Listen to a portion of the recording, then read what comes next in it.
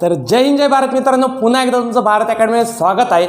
आज आपण पुन्हा तुमच्यासाठी बेसिक गणिताचं लेक्चर 8:30 ते 9 वाजेपर्यंत आपण घेऊन आलो आहोत।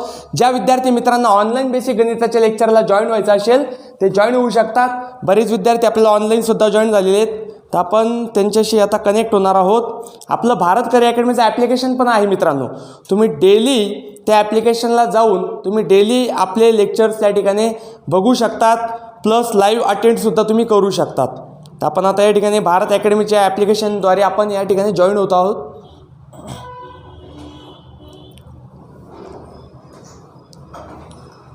तर आपण नेहमीप्रमाणे मी तुम्हाला सांगत असतो की बऱ्याच विद्यार्थ्यांना बेसिक गणितात फार प्रॉब्लेम असतो, कारण की रेग्युलर ज्यावेळेस लेक्चर होतात तर सिलेबस जसं जसं पुढं चालत असतो तसं तसं जे नवीन येणारे विद्यार्थी असतात त्यांना थोडा गणितामध्ये प्रॉब्लेम असतो। तर आपण असा उपक्रम राबवलेला आहे की डेली आपण 8:30 ते 9 वाजेपर्यंत डेली अर्ध्या तासाचं आपण संपूर्ण एकदम बेसिक गणित आपण या ठिकाणी घेत आहोत। आपण हे जे गणित घेणार आहोत तर हे 5वी ते 10वीच्या विद्यार्थ्यांना सुद्धा खूप लाभकारक आहे। मित्रांनो, बरेच विद्यार्थी ग्रॅज्युएट होऊन जातात परंतु त्यांना गुणाकार भागाकार जमत नसतो, परंतु हरकत नाही, आपण आज त्यासाठी आलेलो आहोत। आपले भरपूर सारे lecture Bharat career academy YouTube चॅनलला आपण बेसिकचे टाकलेले आहेत, तर त्या चॅनलला सबस्क्राईब करा आणि ते लेक्चर नक्कीच बघा। तुम्ही डेली अर्धा तास जरी ते लेक्चर बघितले तरी सुद्धा तुमचं बेसिक एकदम पक्क होऊन जाणार आहे। आपण 8:30 ते 9 वाजेपर्यंत बेसिक घेत असतो, 9 ते 10:30 वाजेपर्यंत ॲडव्हान्स गणित बुद्धिमत्ता मराठी व्याकरण घेत असतो आणि 10:30 नंतर आपलं GS प्लस टेस्ट सिरीज आपली त्या ठिकाणी होत असते। संध्याकाळी सुद्धा आपलं 5 वाजेपासून तर 9:30 वाजेपर्यंत आपले GST lecture plus math reasoning Marathi ग्रामरचे लेक्चर होत असतात। तर मित्रांनो, ज्या विद्यार्थी मित्रांना ॲडमिशन घ्यायचं असेल, नवीन बॅच आपली 2 हप्त्यापूर्वी सुरू झालेली आहे। मागचा सिलेबस सुद्धा तुमचा संडेला आपण एक्स्ट्रा लेक्चर घेऊन आपण कव्हर करून देणार आहोत, तर नक्कीच तुम्ही नवीन बॅचला ॲडमिशन घ्या, जॉईन व्हा। तर खूप जास्त वेळ वाया न घालता आपण आज या ठिकाणी बेसिक 2 गणिताची उदाहरणं, बेसिक 2 भागाकाराची उदाहरणं आणि काही पदावली आपण या ठिकाणी बघणार आहोत। तर बघा, या ठिकाणी आहे 96.25 गुणिला 1.5, तर यांचा गुणाकार आपल्याला या ठिकाणी करायचा आहे। बऱ्याच विद्यार्थी मित्रांना पॉईंटचा गुणाकार भागाकारामध्ये प्रॉब्लेम असतो, म्हणून आपण या ठिकाणी पॉईंटचं गुणाकार या ठिकाणी घेतला आहे। तर काय करणार बघा, पहिलं उदाहरण आहे आपलं,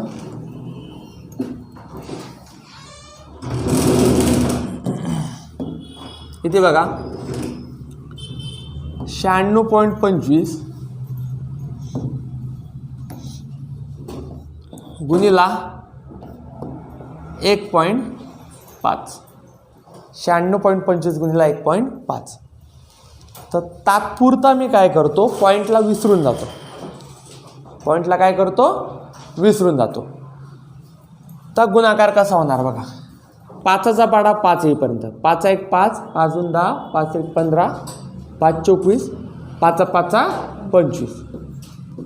तर एकक स्थानचा जो 5 येतो आपण इथं घेणार, याचं काम झालं। आणि दशक स्थानचा जो 2 होता तो गेला हातच्याला, मग पुन्हा 5चा पाढा 2पर्यंत, 5 1 5, 5 ने 10, म्हणजे आजच्याचे 2 होते, टोटल किती आले 12। पुन्हा 2 कुठे येणार, या ठिकाणी, आजच्याला किती गेला 1। पुन्हा 5चा पाढा 6पर्यंत, 5 1 5, 5 2 10, 5 1 15, 5 24, 5 5 25, 5 6 30। तो आजच्याचा 1 होता, तो इथं ॲड झाला, टोटल झाला 31। पुन्हा 31 इथं 1 घेतला, बरोबर, 31 या ठिकाणी 1 घेतला, आजच्याला गेला 3। पुन्हा 5चा पाढा 9पर्यंत, 5 9 45, आणि ते 3 किती आले 48। तर या ठिकाणी आपण हा इथं गुणाकार लिहून घेतला, म्हणजे 5 सगळ्या संख्यांना आपण काय केलं, या ठिकाणी गुणलं। आता एकाने गुणायच्या अगोदर काय करायचं, या ठिकाणी 0 घ्यायचा, एकाने गुणायच्या अगोदर काय घ्यायचा, 0 घ्यायचा। 0 याकरता की 1 हा जो आहे तो दशक स्थानी आहे, कोणत्या स्थानी आहे, दशक स्थानी। तर आता या ठिकाणी बघा, एकाने 5ला गुणलं, 1 5 5, 1 2 2, 1 6 6, 1 9 9। तर आता यांची बेरीज करणार, तर 5 या ठिकाणी बेरीज करायची आहे, 2 5 7, 1 2 3, 8 आणि 6 14 4 हातच्याला गेला 1, हातच्याला गेला 1. त्यानंतर 9 आणि 1 10, 10 आणि 4 14. तर आपण या ठिकाणी हा गुणाकार बघितलेला आहे. आता आपल्याला पॉईंट द्यायचा आहे. काय द्यायचं आपल्याला? पॉईंट. तर बघा पॉईंट कसा आहे ना, वरचे दशांश चिन्ह मोजायचे 1 2 आणि खाली 3. तर 3 दशांश चिन्ह आपल्याला या ठिकाणी द्यायचे. तर आपल्याला उजव्या बाजूकडून डाव्या बाजूकडे हे मोजायचे 3 दशांश चिन्ह. वर 2 आहेत आणि खाली किती आहे? 1 आहे. तर बघा 1 2 3. तर बरोबर या ठिकाणी आपण काय केलं? दशांश चिन्ह आपण या ठिकाणी दिलं. एकदा परत तुम्हाला हा गुणाकार स्पीडली सांगतो मी जरा. बघा काय करायचं, पॉईंटला तात्पुरता विसरून जायचं. पॉईंट मी विसरून गेलो तात्पुरता.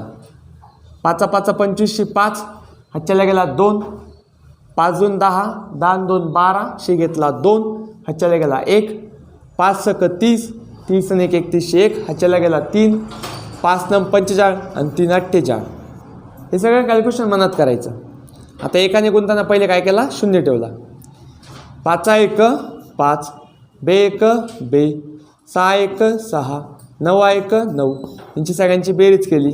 5 2 आणि 5 7, 1 आणि 2 3, 8 6 14 4 हातच्याला गेला 1 1 आणि 1 आणि 9 10, 10 आणि 4 14. पॉईंट मोजला हा 1 2 3. तर 1 2 3 बरोबर. आता इथे बघा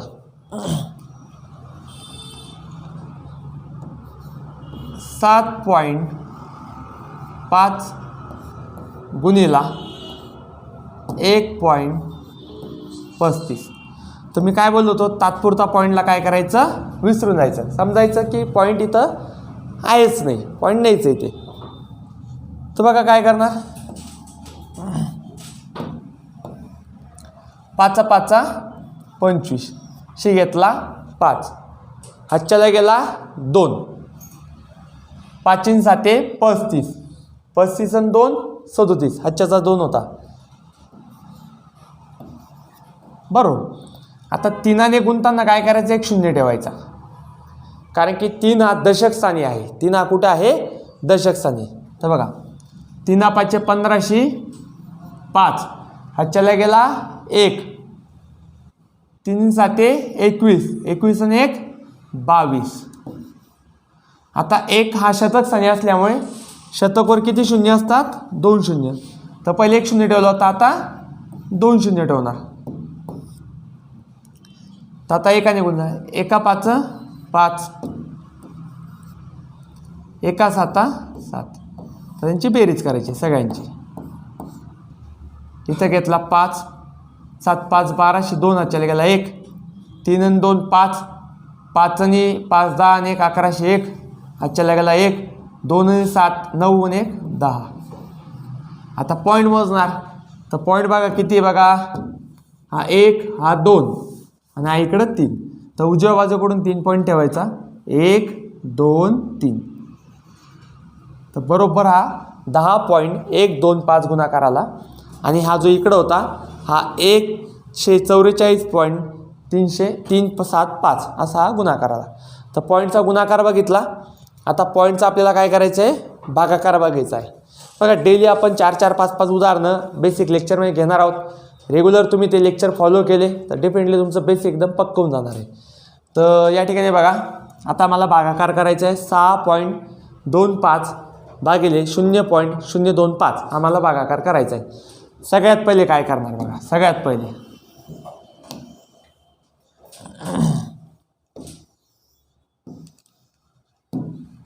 पहिले दशांश चिन्ह समान करणे.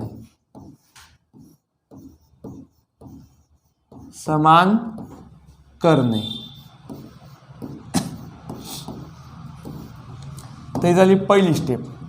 तर बघा वर दशांश चिन्ह किती आहे बघा, 1 2 आणि खाली किती आहे, 1 2 3. तर दशांश चिन्ह समान आहे का इथं? नाही. तर सगळ्यात पहिली स्टेप दशांश चिन्ह समान करणे. तर मग कसं करणार बघा, 6.25 भागिला 0.025 आहे ना, तर खाली किती आहे 3 दशांश चिन्ह, वर किती आहे 2, तर वर मला एक वाढवायचं आहे, तर सिंपल एक 0 ठेवून द्यायचा. दशांश चिन्हाच्या उजव्या बाजूला कितीही 0 ठेवले तरी संख्येत कुठलाही फरक पडत नाही. तर आता वर दशांश चिन्ह किती आले 3, खाली किती आले 3, दशांश चिन्ह समान झाले. आता पुढची स्टेप जी आहे दशांश चिन्ह काढून घेणे. दशांश चिन्ह काढून घेणे.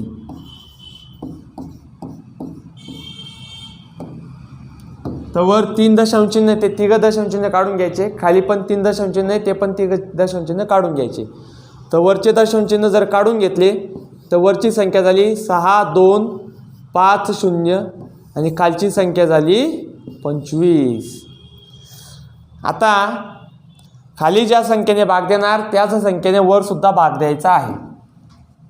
पुढची स्टेप खाली व वर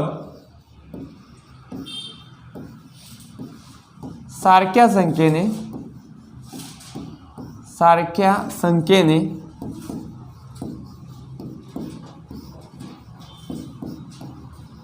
भाग देणे.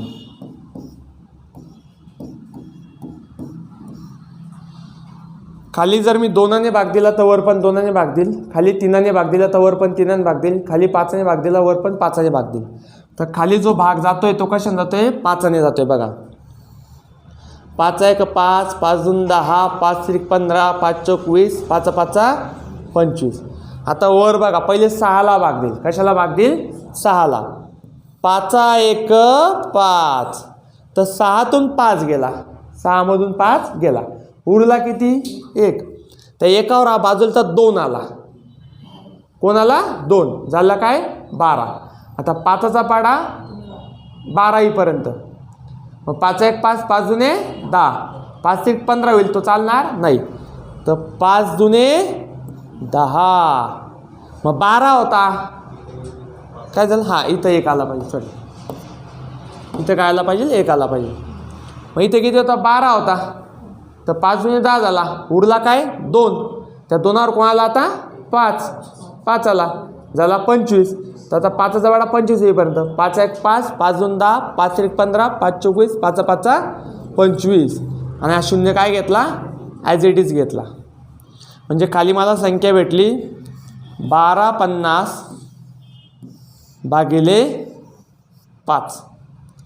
पुन्हा इथं काय जातोय 5ने भाग जातोय, पुन्हा कशाने भाग जातोय 5ने भाग जातोय.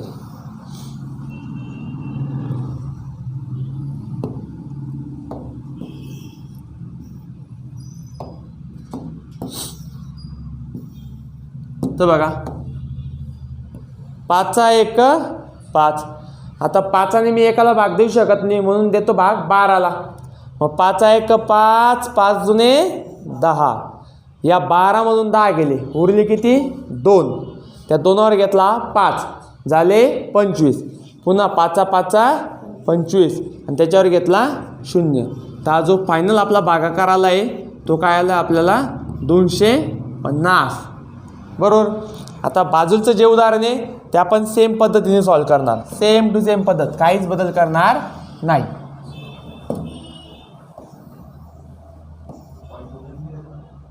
काय झालं नाही, पॉईंट द्यायची आवश्यकता नाही, काढून घेतली त्यांचा संबंध संपला.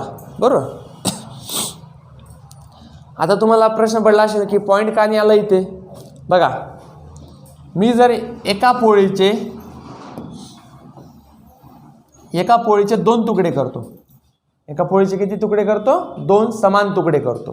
बरोबर. तर तुकडे किती झाले 2, तुकडे किती झाले 2, किंवा भाग किती झाले 2 भाग झाले. तर ते भाग पॉईंटमध्ये राहत नाही. बघा पोळी 1 होती, पोळी काय होते 1 होती, त्याचे मी 2 तुकडे करतोय. किती तुकडे करतोय 2 तुकडे करतोय. बरोबर.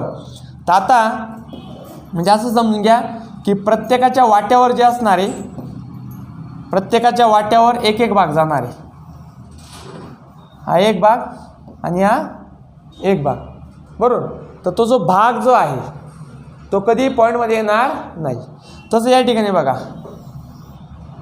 जेव्हा मी इथून एकदा पॉईंट काढून टाकला तर पॉईंट काढल्यानंतर मला संख्या भेटली 6250 आणि खाली भेटली 25. तर 6250चे 25च्या प्रमाणे किती भाग होतील असा तिथे प्रश्न आला. तर किती भाग येतील? 250 भाग होतील. त्याकरता तिथं पॉईंट येणार नाही.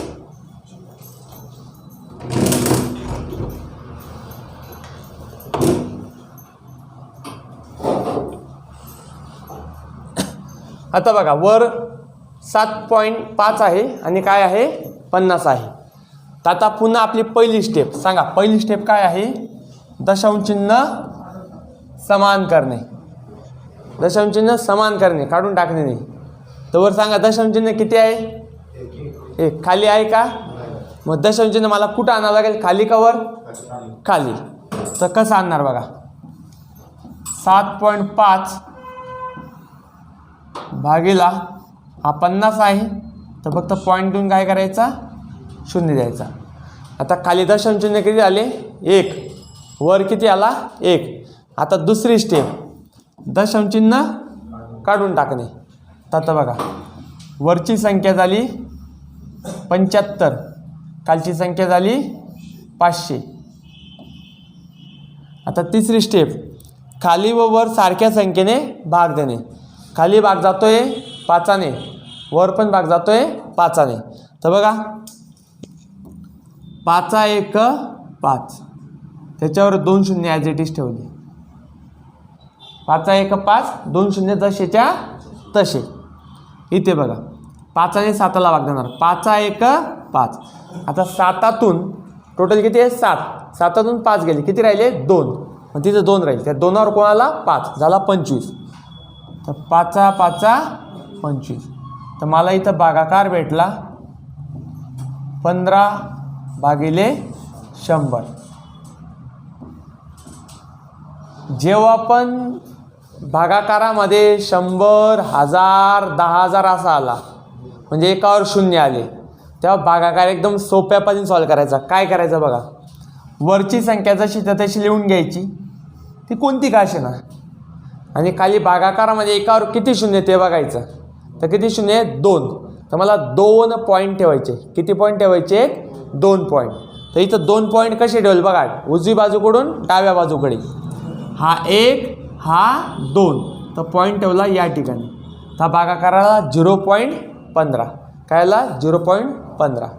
बघा, पुन्हा लक्ष द्या, जेव्हा भागाकारामध्ये कुठल्याही संख्येच्या भागाकारामध्ये जर एकावर 2 शून्य, 3 शून्य, 4 शून्य असेल तर कसं करणार बघा. समजा 7542 संख्या आहे. 7542 भागीला काय केला? 100. भागीला केला 100. अजून असंच एक उदाहरण घेतो.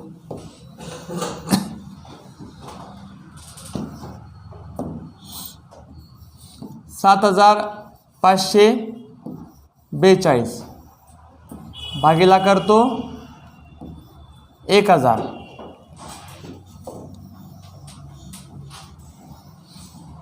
पुन्हा बघा,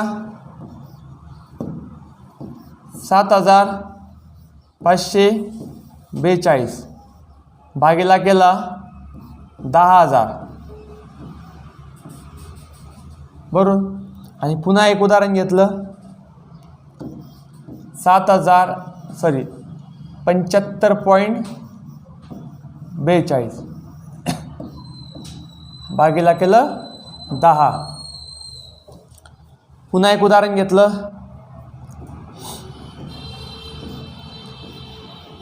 754.2 भागीला केलं 1000. तर असे 5 उदाहरणं मी या ठिकाणी घेतले. तर यांचा भागाकार कसा कसा येईल बघा. उदाहरण नंबर 1 मध्ये भागाकारात किती शून्य आहे? 2. तर किती पॉईंट येतील? 2 पॉईंट येतील. म्हणजे 75 42 लिहून घ्यायची ॲज इट इज आणि उजव्या बाजूकडून डाव्या बाजूकडे पॉईंट ठेवायचा. हा 1 हा 2. तर पॉईंट कुठं आला या ठिकाणी. उदाहरण नंबर 2 बघा. 75 42 ॲज इट इज लिहून घेतली. भागाकारात किती शून्य आहेत? 3. 1 2 3. तर 3 पॉईंट येतील. 1 2 3 बरोबर. उदाहरण नंबर 4. 75 42 ॲज इट इज लिहून घेतली. भागाकारात किती शून्य आहे? 4. तर किती पॉईंट येतील? 4 पॉईंट. तर मोजणार कसे बघा. हा 1 हा 2 हा 3 हा 4. तर इथं 0.7542 बरोबर. आता उदाहरण नंबर 5 बघा. इथं ऑलरेडी वर 2 पॉईंट आहेत. किती आहेत? 2 पॉईंट. वर ॲज इट इज 2 पॉईंट आहेत वर. तर वर 2 आहेत तर खाली 1 शून्य, तो 1 पॉईंट वाढेल. तर कालचा शून्याचा 1 पॉईंट आणि वरचे 2 टोटल पॉईंट झाले 3. तर बघा 75 42 ॲज इट इज लिहून घेतला बरोबर. खाली 1 पॉईंट आणि वर किती? 2. तर टोटल झाले 3. तर हा 1 हा 2 हा 3 या ठिकाणी. आता इथे बघा पुन्हा 75 42 वर किती पॉईंट आहे? 1. खाली किती आहे? 3. हा 1 हा 2 हा 3. खालचे 3 पॉईंट आणि वर 1. टोटल झाले 4 पॉईंट. तर बघा 1 2 3 4. तर 0.7542 असं या ठिकाणी उत्तर आलेलं आहे. बघा ज्यांचं बेसिक गणित कच्चं आहे ना त्यांनी 8:30ला जॉईन होऊन चाललं. तुम्ही काय करता? 1 लेक्चर जॉईन करतात, 10 लेक्चर गॅप करतात आणि मग म्हणतात सर समजत नाही. आता पुन्हा लेफ्ट झाली. आलं लक्षामध्ये. आता आपण काही पदावल्यांचे उदाहरणं या ठिकाणी बघणार आहोत. पदावल्यांचे बघा. एका ठिकाणी पदावली आपल्याला या ठिकाणी दिली आहे. मी जरा फास्टली घेतो. आपल्याला अर्धा तास हे लेक्चर घ्यायचं असतं आणि ऑलरेडी आता 10 मिनटं आपल्याकडे शिल्लक आहेत. तर जरा 3-4 उदाहरणं जरा स्पीडली घेतो. तर बघा आपल्याला हे उदाहरण या ठिकाणी सॉल्व करायचं आहे. तर इथं ह्या उदाहरणात सॉल्व कसं करणार बघा. येलो 800 भागीला 64. तर 800च्या भागाकारात कोण गेला? 800च्या भागाकारात गेला 64 बरोबर. गुणिले 1296 भागीला 36. 1296 भागीला 36. तर आता इथं बघा खाली आणि वर मी डायरेक्ट 8ने भाग देतो. कशाने भाग देतो? 8ने. मी सांगितलं होतं खालच्या आणि वरच्या संख्येला सारख्या संख्येने काय केला पाहिजे? भाग गेला पाहिजे. तर इथं 8ने भाग दिला बघा. 8 64. इथं 8 1 8 0 ॲज इट इज जशाच्या तसा घेतला. जशाच्या तसा.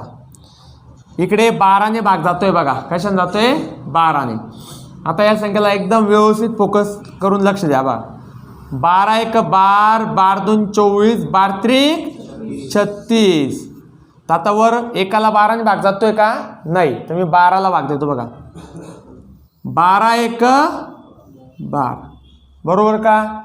मॅक्झिमम विद्यार्थी इथं काय करतात?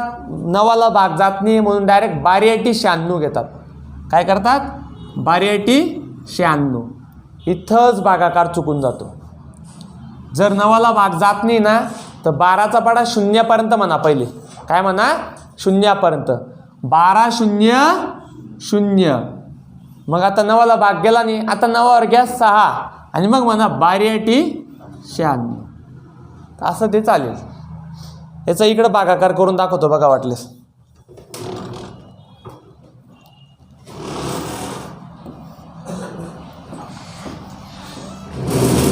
बारा 96 भागिले 12. तर 12 1 12. बाकी उरली 0. तर तुम्हाला खाली उतरवण्यासाठी एकच संख्या उतरावं लागेल खाली आपल्याला. ॲट ए टाइम 96 होईल का? डायरेक्ट खाली नाही. एकच संख्या येईल. तर खाली कोण आला? कोणाला खाली 9. मग 12 आणि 9ला भाग जात नाही म्हणून मी पाडा म्हटला 12 0 0. तर उरला कोण 9. आता खाली उतरणार 6 झाला 96. 12 8 96. तो उरला काय 0 0. तर भागाकार कायला 108 म्हणून तो वर काय घेतला 108 घेतला. आता पुन्हा बघा वर 100 आहे खाली काय आहे 8 आहे. तर खाली आणि वर 4ने भाग जातो आणि इकडे पण खाली आणि वर 3ने भाग जातोय. तर बघा भागाकार कसा करणार. तर इथं 4ने भाग दिला 4 1 4 4 दुने 8. इथं 4ने भाग दिला 4 1 4 4 दुने 8. उरला 2 घेतला 0 झाला 20. 4 पंचे 20. आता 2ने 25ला भाग जात नाही तर इथं भाग देतो 3ने. 3 1 3 3 त्रिक 9. उरला 1 घेतला 8. तर 3 सक 18. 3 सक काय झाला 18. तर आता फायनली मला खाली कोण उरला वर बघा वर उरला 25 आणि उरला 36. इकडे उरला 25 इकडे उरला 36 आणि खाली इथं उरला 2 इथं उरला 1. तर एकाला घेतलं नाही घेतलं फरक पडत नाही. तर घेतला इथं 2. 2ने 25ला भाग जात नाही मात्र 2ने 36ला भाग जातो. बे 1 बे बे 1 बे. उरला 1 घेतला 6 बे 8 16. तर फायनली मला या ठिकाणी 25 गुणिला काय आला 18. आता मला गुणाकार करायचा आहे 25 गुणिला 18. 25 गुणिला काय करायचं आहे 18. तर डायरेक्ट गुणाकार कसा करणार बघा. त्यासाठी तुम्हाला 18चा पाढा पाठ करावा लागेल. 18चा पाढा काय करावा लागेल पाठ करावा लागेल. तर 18ने गुणलं 5 आला. तर 18 1 18 18 2 36 18 3 54 18 चौक 72 18 पंचे 90. 90ची घेतला 0 हातच्याला गेला 9. आता 18ने 2ला गुणायचं. 18 1 18 18 2 36. 36 9 किती आले 45. किती आले 45. तर 450 काय आपलं उत्तर आलं. म्हणजे आपला पर्याय क्रमांक 1 आहे बरोबर आहे. पर्याय क्रमांक 1 आहे आपला या ठिकाणी बरोबर आहे. तर आता बघा नेक्स्ट एक्झाम्पल बघा. या ठिकाणी 720 बघा. 720ला भागाकारात कोण गेला 2. पुन्हा भागाकारात कोण गेला 3. पुन्हा भागाकारात कोण गेला 4. पुन्हा भागाकारात कोण गेला 5 आणि पुन्हा भागाकारामध्ये कोण गेला 6. ते सगळेच्या सगळे 720ला काय गेले भागाकारामध्ये गेले. आलं लक्षामध्ये. तर आता या ठिकाणी बघा मी डायरेक्ट काय करतो इथं यांचा गुणाकार करतो. बेत्रिक 6 बेत्रिक 6 6 चौक 24. 6 चौक किती आले 24. 24 पाचा 24 1 24 24 2 48 24 त्रिक 72 24 चौक 96 24 पाचा 120 आणि 120 गुणिले 6 किती आले 720. हे बा 120 आहे ना. तर गुणिला काय केलं 6 केलं. तर 12 72. हे पहा इथपर्यंत गुणाकार किती आला 120. त्याला गुणिला काय केलं 6 केलं. 12 72 आणि 0 घेतला ॲज इट इज. तर या ठिकाणी वर काय आला 720. वर आला 720 आणि खाली काय आला 720. तर एखाद्या संख्येला त्याच संख्येने जर भाग दिला तर भागाकार किती येतो 1. म्हणजे आपलं उत्तर काय आलेलं आहे 1 आलेलं आहे. आले लक्षामध्ये. तर अशा पद्धतीने आपण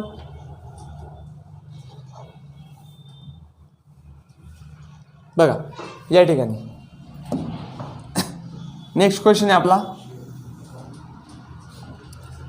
9 9 9 9 मधून 8 8 8 8 काय केला वजा केला.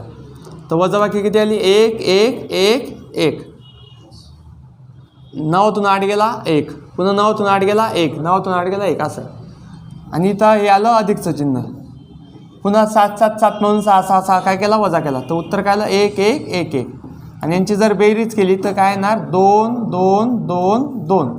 अशा पद्धतीने या ठिकाणी आपला पर्याय क्रमांक काय आलेला आहे, पर्याय क्रमांक 4 आपल्या या ठिकाणी आलेला आहे. खास करून आपण ऑनलाईन विद्यार्थ्यांसाठी जे लोक आपले व्हिडिओ फॉलो करत आहेत त्यांच्यासाठी त्यांच्या आपल्याला बरेच वेळेस कॉल येतात, मेसेज, सर करंट अफेअर आमचं घेत चला किंवा GS आमचं घेत चला. तर एक आपण थेंबे थेंबे तळे साचे असं म्हणतो ना, तर डेली 5 प्रश्न आपण एव्हरी बेसिक लेक्चरनंतर आपण या ठिकाणी घेत आहोत. तर आजचे 5 प्रश्न बघून घ्या. 1857च्या उठावाचे पहिले बलिदान मंगल पांडे यांनी दिले. तर मंगल पांडे सगळ्यांना माहिती आहे. 1857चा स्वातंत्र्याचा ज्यावेळेस उठाव झाला त्यावेळेस मंगल पांडे हे पहिले असे आर्मीतले होते, म्हणजे ब्रिटिश आर्मी जे होते त्याच्यामध्ये ते सैनिक होते. आणि त्यांनी बराकपूर छावणीमध्ये हा उठाव केला होता. कुठं? बराकपूर छावणी. आग्रा कॅन्टपासून, आग्रा छावणीपासून साधारणतः 20-25 किलोमीटर अंतरावर एक बराकपूर म्हणून ठिकाण आहे. त्या ठिकाणी छावणी आहे. त्या ठिकाणी त्यांनी कारतूस प्रकारावरून काय केला होता, उठाव केला होता. कारतूस प्रकरण हे तात्कालिक कारण आहे 1857च्या उठावाचं. तात्कालिक कारणचा अर्थ असा असतो की ते उठाव, त्या उठावाला ठिणगी देण्याचं काम. फॉर एक्झाम्पल बघा, एखाद्या वेळेस तुमच्या मनामध्ये एखाद्या व्यक्तीबद्दल राग असतो, तर तो काय करतो, तो तुम्हाला तुमचा बॉस असेल किंवा कोणी असेल, तर तो काय करतो, तुम्हाला यावेळेस रागवला, तुम्ही ते सहन केलं, ते मनात ठेवलं. पुन्हा त्याने दुसऱ्या दिवशी पुन्हा तो तुम्हाला रागवला, पुन्हा तुम्ही ते सहन केलं, ते मनात ठेवलं. पुन्हा तिसऱ्या दिवशी तुम्ही काहीतरी वेगळ्या कारणावरून रागवला तो अजून, तसं तो तुम्हाला 15-16 दिवसापासून तो काय करतोय, तुम्हाला रागवतोय. आता हे तुमच्या मनामध्ये साचत चाललं आहे आणि तुम्हाला त्याच्याबद्दल तिरस्कार वाटतोय. आणि अचानक 18व्या दिवशी काय झालं, तो तुम्हाला रागवला आणि तेवढ्यात तुमच्या मनात जेवढाही राग साचलेला होता सगळा रागाचा काय झाला, भडका झाला. तर त्या 18व्या दिवशी ज्या कारणाने तो तुम्हाला रागवला ना, ते झालं तात्कालिक कारण, तेव्हाचं कारण. त्या कारणामुळे संपूर्ण 18 दिवसाचा तुमचा राग काय झाला त्याच्यावर निघाला, बरोबर. त्याला म्हणतात तात्कालिक कारण. तसं 1857च्या उठाव होण्यासाठी सामाजिक कारण होतं, सामाजिक कारण, धार्मिक कारण होते, सैनिकी कारण होते, आर्थिक कारण होते, दत्तक वारसा नामंजूरचं कारण होतं, बरोबर. असे विविध कारणांनी भारतीय जनता काय झाली होती, त्रस्त झालेली होती. भारतीय जनतेला ब्रिटिशांबद्दल, ईस्ट इंडिया कंपनीबद्दल खूप राग होता मनामध्ये. वेगवेगळ्या ब्रिटिशांचे रूल्स यायचे, त्याच्याने सामान्य जनतेवर अत्याचार व्हायचे, शेतकऱ्यांवर अत्याचार व्हायचे, मजुरांवर अत्याचार व्हायचे. आणि हा संपूर्ण राग एकत्र जमत होता आणि या रागाला ठिणगी द्यायचं कारण हवं होतं. आणि ते कारण कोणी दिलं, कारतूस प्रकरणाने दिलं. कोणी? कारतूस प्रकरण. 1857मध्ये एनफिल्ड नावाची रायफल आली होती, लांब पल्ल्याची रायफल, आणि अचूक भेद 2 किलोमीटरपर्यंत अचूक भेद जाईल अशी ती रायफल होती. पण त्या रायफलमध्ये जे कारतूस टाकलं जायचं त्याला ग्रीस लावलं जायचं आणि ते तोंडाने कतरून ते नळीमध्ये टाकावं लागायचं. एक रॉड असायचा, त्या रॉडला खालीवर करून तो कारतूस सेट केला जायचा आणि मग तो फायर केला जायचा. तर त्याच्यावर तोंडाने कत्र लावायचं, तर ते कारतूसला लावलेलं ग्रीस जे असायचं ते तोंडाला लागायचं. आणि ते ग्रीस गाईच्या चरबीपासून आणि डुकराच्या चरबीपासून बनवलं असायचं. गाय ही हिंदूंना पवित्र होती आणि सुअर म्हणजे डुक्कर हे मुस्लिमांना अपवित्र होतं. आणि या एका कारणामुळे 1857चा उठाव झाला, ज्याला आपण कारतूस प्रकरणाचं तात्कालिक कारण म्हणतो, बरोबर. त्याच्यानंतर दत्तक वारसा नामंजूर तत्वाखाली लॉर्ड डलहौसीने सर्वप्रथम सातारा हे संस्थान खालसा केले होते. खालसा करणे म्हणजे काय, ते संस्थान बळकावून घेणे. लॉर्ड डलहौसीने काय सांगितलं की ज्या राजांना मूलबाळणी झाले, तर त्यांची ज्यावेळेस राजांना मूलबाळणी व्हायचं त्यावेळेस ते काय करायचं, ते एखादे पुत्र दत्तक घ्यायचे आणि एक धार्मिक विधी करून ते त्याला दत्तक घेऊन ते त्याला लहानाचं मोठं करायचं आणि पुढचं जे काही साम्राज्य तो दत्तक झालेला मुलगा तो सांभाळणार. परंतु लॉर्ड डलहौसीने काय सांगितलं की आता इथून पुढे जर कुठल्या राजाला मूलबाळ होत नसेल आणि त्याने जर एखादी पुत्र दत्तक घेतला असेल तर त्याला पहिले आमची परमिशन लागेल. ज्यांनी आमची परमिशन घेतली नाही त्याला, त्या दत्तक पुत्राला ते साम्राज्य जाणार नाही. आता यामध्ये सगळ्यात पहिले संस्थान जे खालसा केलं ते सातारा संस्थान खालसा केलं. कोणतं? सातारा. सोबत कानपूर संस्थान जे होतं, ज्या ठिकाणी नानासाहेब पेशवे होते, त्यांचंसुद्धा संस्थान काय करण्यात आलं होतं, खालसा करण्यात आलं होतं. आता नानासाहेब पेशव्यांचा मूळ मुद्दा तो नव्हता. तर नानासाहेब पेशव्यांचा मूळ मुद्दा असा होता की त्यांना तर राज्य साम्राज्य तर भेटलं होतं, त्याबद्दल वाद नाही. परंतु त्यांना साम्राज्य हस्तगत केल्यानंतर ज्यावेळेस ब्रिटिशांनी ते साम्राज्य घेऊन घेतलं, तर त्याच्या बदल्यात ब्रिटिश साम्राज्य त्यांना 8 लाख रुपये वर्षाला भत्ता देत होती, पेन्शन देत होती. 8 लाख रुपये. त्या 8 लाखामध्ये त्यांनी त्यांचं सगळं जे काही राजभोग जे आयुष्य असेल, नोकर चावकर, ते सगळं त्यांनी त्याच्यामधूनच करायचं. 8 लाख भरपूर मोठी रक्कम असते. पण डलोजीने काय केलं, ती पेन्शन काय करून टाकली, बंद करून टाकली. आता इथून पुढे हे चालणार नाही. म्हणून ते पण संस्थान नानासाहेब पेशव्यांना एक राग आला आणि म्हणून त्यांनी सुद्धा 1857च्या उठावामध्ये भाग घेतला.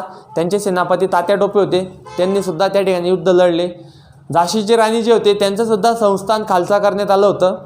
त्याच्यानंतर जे अवध संस्थान जे खालसा केलं, तर अवध असं संस्थान होतं, ते दत्तक वारस हक्क नामंजूर यामुळे खालसा केलेलं नव्हतं. अवधच्या राजाला 16 पुत्र होते आणि त्यांच्यामध्ये ज्यावेळेस तो राजा मेला त्यावेळेस त्यांच्यामध्ये नवाब मेल्यानंतर लढाई सुरू झाली राज्याबद्दल की कोण साम्राज्य घेणार. आणि त्या लढाईमध्ये राज्याची हालत एकदम बेकारीला गेलेली होती. आणि अशा सिच्युएशनला ब्रिटिशांनी सांगितलं की तुम्ही हे राज्य सांभाळायला काबिल नाहीत अजून, तर आता हे राज्य आम्ही हस्तगत करतोय. आणि म्हणून अवधवरून जे बेगम हजरत महल होती यांनी त्या ठिकाणी काय केलं, उठावामध्ये सामील झाल्या. तसं अनेक कारणं होते. नानासाहेब पेशवे यांचे सेनापती तात्यासाहेब टोपे किंवा तात्या टोपेसुद्धा आपण त्यांना म्हणतो. तर आत्ताच सांगितलं नानासाहेब पेशव्यांचे जे सेनापती होते ते कोण होते, तात्या टोपे. तात्या टोपे हे 1857च्या उठावामध्ये पकडले गेले, त्यांना फाशी देण्यात आली. परंतु त्यानंतर ज्यावेळेस 1857चा उठाव फेल ठरला, तर अशा सिच्युएशनला नानासाहेब पेशवे आणि बेगम हजरत महल हे नेपाळला निघून गेले आणि संपूर्ण आयुष्य त्यांनी तिकडं नेपाळलाच काढलं पुढे. त्याच्यानंतर असहकार चळवळीच्या काळात ब्रिटनचे पंतप्रधान डेव्हिड लॉईड जॉर्ज हे होते, डेव्हिड लॉईड जॉर्ज. त्याच्यानंतर राणी व्हिक्टोरियाने कोणत्या दरबारात भारत सम्राज्ञी हा किताब स्वीकार केला होता. तर लक्षात ठेवा पहिली गोष्ट की राणी व्हिक्टोरिया ही प्रथम होती, आता द्वितीय पण आहे. तर राणी व्हिक्टोरिया प्रथमने दिल्ली दरबारामध्ये 1877मध्ये भारत सम्राज्ञी हा काय किताब त्या ठिकाणी स्वीकार केलेला होता. तर अशाच प्रकारचे करंट अफेअर आम्ही तुम्हाला नियमित देत राहणार आहोत. तर आता आपलं जे नेक्स्ट लेक्चर होणार आहे, जे व्हिडिओ रेकॉर्डने होणार आहे, तर ते आहे लसाई मसाई. तर नक्कीच लसाई मसाईचा ऑलरेडी आपण एक व्हिडिओ अगोदर बनवलेला आहे, तर तो तुम्ही आपल्या भारत करिअर अकॅडमी ॲप्लिकेशन जे आहे प्ले स्टोरला त्या ठिकाणी तुम्ही बघू शकतात. PDF मी त्या ठिकाणी टाकलेली आहे. नोट्स या सेक्शनमधून तुम्ही ते PDF पण डाउनलोड करू शकता. चॅनलला सबस्क्राईब करा, बेल आयकॉनला प्रेस करा. जय हिंद, जय भारत.